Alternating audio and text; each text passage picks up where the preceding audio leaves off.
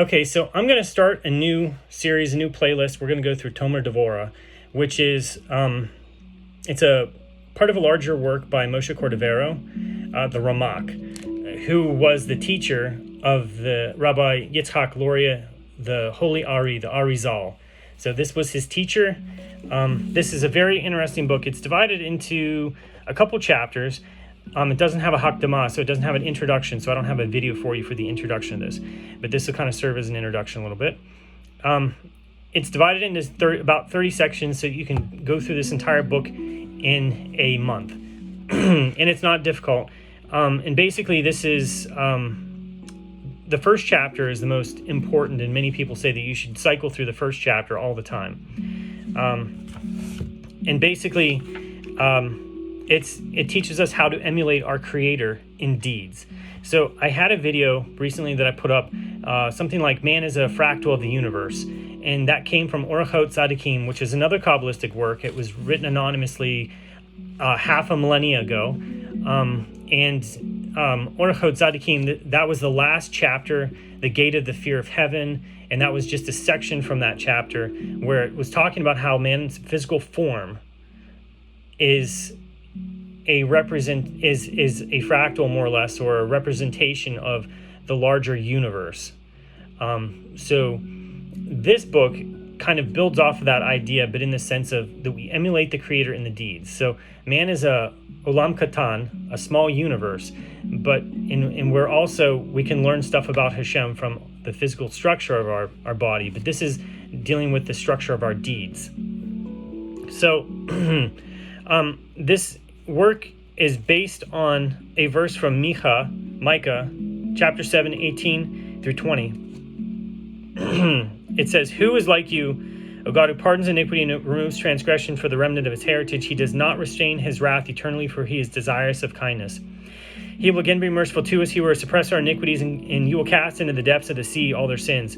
Grant truth to Yaakov, kindness to Abraham, as you swore to our forefathers from days of old." So this book is based on just taking each phrase, or sub-phrase of that verse and expounding upon it.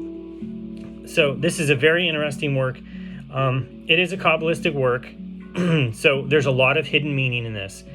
And even the English translation does not contain it. So what I have here is English Hebrew side by side, but so it says it is proper for man to emulate his Creator, and I should say right here that it doesn't say a Jew, or whatever. It says ha'adam. So this is talking about mankind. It is proper for man or mankind to emulate his Creator, for then he will attain the essence of the supernal form in both image, zelam, and likeness, demut. Okay, so we were made in the image and likeness of Hashem. So those are the two words used. So, for if his physical form reflects a supernal form, while his actions do not, he falsifies his nature. And I have to mention here that it doesn't say, for then he will attain the essence of the supernal form. It means the sod, the secret of the supernal form. Okay, while his actions do not, he falsifies his stature. They will then say of him, a handsome form whose deeds are ugly. Right? If we have the form of the Creator, we are a olam katan, a small universe, which represents the entire... it's a facet of the Creator, but we don't have good deeds. We have a beautiful form, but we don't have beauty to our deeds. So it says, for the essential aspect of the supernal image and likeness are his deeds. And what use will it be to him to reflect the supernal form physically with the likeness of the shape of his limbs when his deeds do not emulate those of his Creator? Thus it is proper that man emulate the functions of Keter. So Keter is the crown. It's the highest Sephirah, right? Which are the 13 supernal attributes of mercy. So thus it is proper that man emulate the functions of Keter, which are the 13 supernal attributes of mercy, alluded to in the essence of the verses Micah, chapter 7, verses 18 through 20. Who is like you, God, who pardons iniquity and removes transgression for the remnant of his heritage? He does not restrain his wrath eternally, for he is desirous of kindness. He will again be merciful to us. He will suppress our iniquities, and you will cast into the depths of the sea all their sins. Grant truth to Yaakov, kindness to Abraham, as you swore to our forefathers from days of old. Therefore it is proper that one should contain in himself these 13 attributes. We will now explain the 13 functions of these attributes. So I want to I want to point out that Judaism does not have the idea of Christianity with sin, that you're just born into it and it's just like this is a part of your essence and everything like that.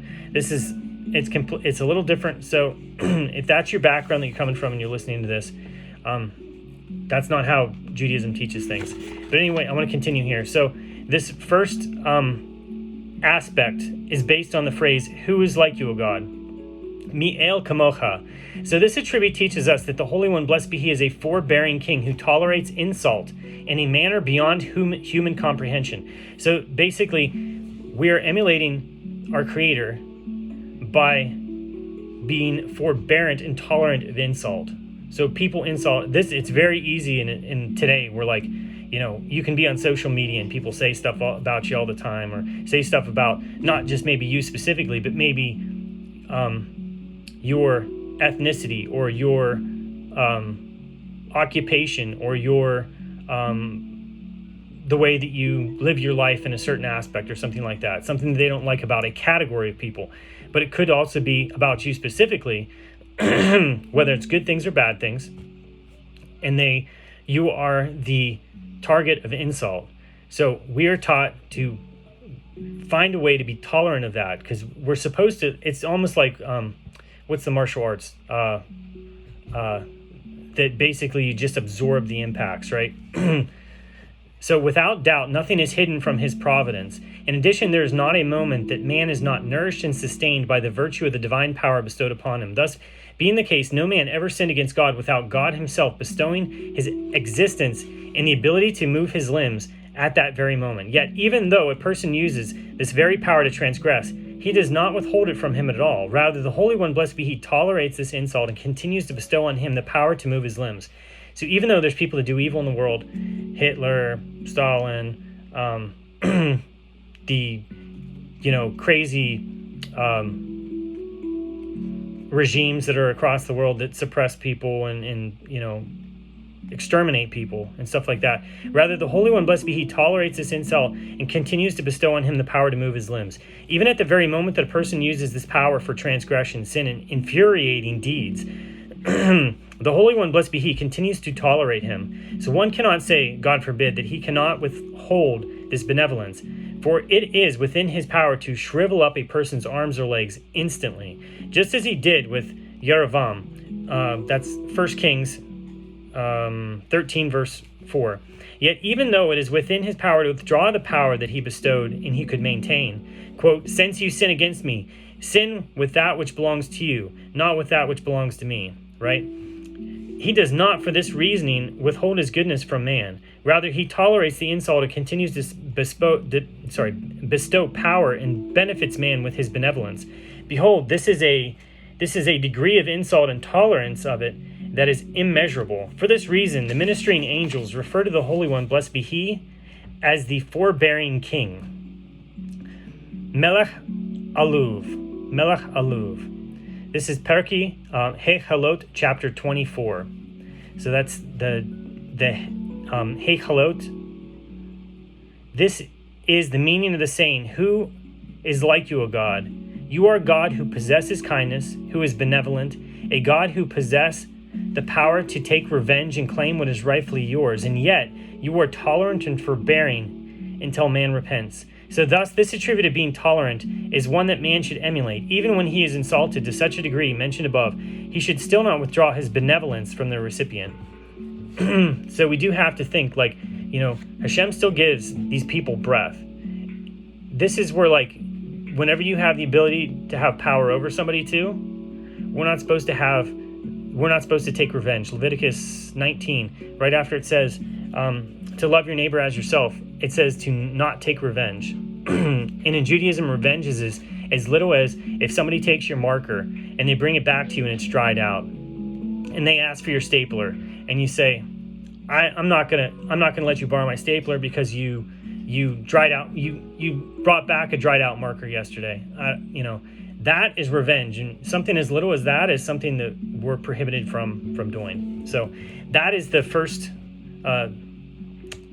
for the first day. So the reading for the first day. So thanks for watching. Continue to check this out.